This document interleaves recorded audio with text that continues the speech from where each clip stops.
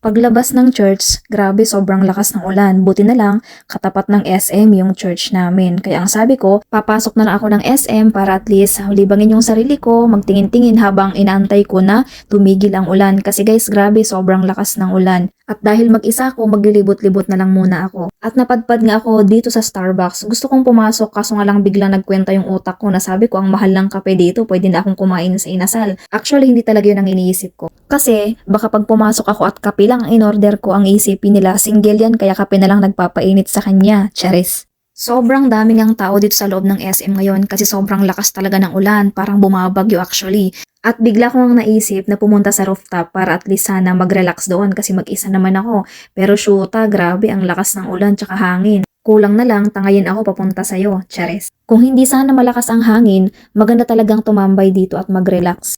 Kasi kaya naman pumupunta yung mga tao dito sa SM Baguio kasi para puntahan yung rooftop kasi ang ganda nga naman ng view, kitang-kita mo yung buong city. Dahil sa sobrang lakas ng ulan at hangin, malapit na talagang bahain dito sa rooftop. Kaya sabi ko, papasok na lang ulit ako sa loob. At habang papasok ako sa loob, may narinig akong maingay, nagpapalakpakan, at may nagsasabi ng sana all. At dahil marites tayo, curious pala. Kaya sabi ko, puntahan ko nga ba't ang daming nakatingin sa baba at sobrang daming tao. Akala ko may artistang dumating at pagtingin ko nga sa baba, wala namang artistang dumating. Dahil medyo slow tayo, hindi ko pa alam yung nangyayari hanggang sa ma-realize ko na kaya pala marami nagsasabi ng sana all, may nag-propose nga naman. Ang masasabi ko lang, congratulations at sana hindi kayo maghiwalay. Charot, bitter no? At malapit ko nang malibot ang buong SM pero bakit ganun parang hindi pa rin tumitigil ang ulan at hangin. Sabi ko naman, konting tiis na lang, matatapos din, mawawala din yan. Kaya pumasok ulit ako sa loob at naglibot-libot hanggang sa makaramdam ako ng gutom. Ikaw ba naman, kanina ka paakyat baba, palakad-lakad.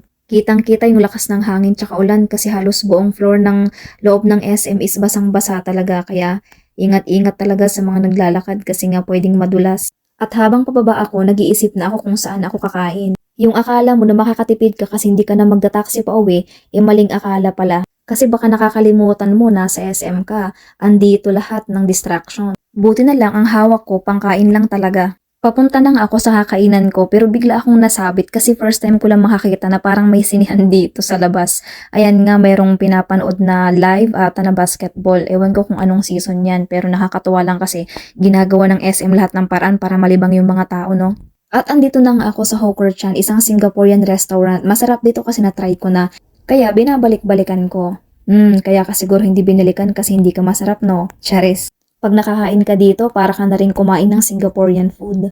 Kung na-try mo na dito, baka pwede mo na ma-comment para at least may idea ako kasi kung ano lang yung sinasabi ng waiter, yun lang din yung ino-order ko. Ang hirap kasing mamili, parang lahat masarap.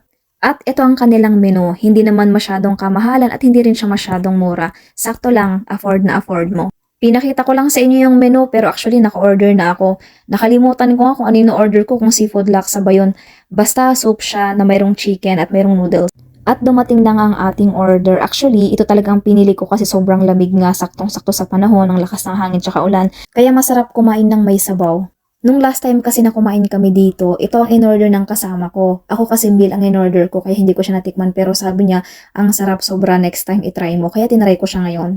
At totoo nga, sobrang sarap. Sabaw pa lang tinitikman ko niyan ha. Pero grabe, worth it talaga.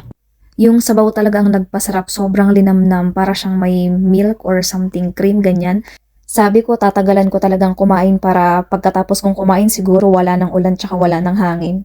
Para makauwi na kasi alam ko pag tumagal ako dito sa loob ng SM, baka mapa-withdraw na naman ako nang wala sa oras kasi baka parehas tayo, baka bigla kang masapian ng masamang espiritu, bigla kang bumibili ng mga gamit or mga bagay na hindi mo naman kakailanganin. Ikwento ko lang yung pasta sa kinakain ko na yan.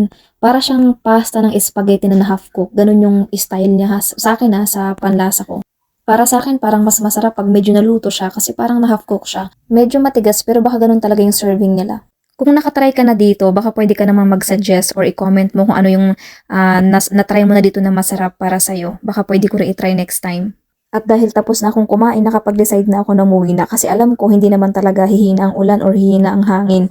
Kasi nga may bagyo, kaya kitang-kita naman dito sa first floor ng SM na even dito talagang basang-basa na rin talaga. Baka kasi may chance na ma-stuck ako dito pag nag-stay pa ako ng matagal. Gusto ko sanang mag-taxi kaso nga lang grabe, kitang-kita naman kung gaano kahaba yung pila and pahirapan ngayon ng taxi kasi yung iba hindi na nagpasada. Kaya mapansin nyo minsan pag tag-ulan, pahirapan talagang mag-antay ng taxi. Kaya sabi ko, lalakarin ko na lang pababa ng Session Road para sa baba na lang ako mag-taxi kasi sa baba mas maraming taxing available kumpara dito sa SM. Tsaka pila dito hindi ka pwedeng sumingit. Kasi karamihan dyan, gigil na umuwi kasi kanina pa yan mga nakatayo.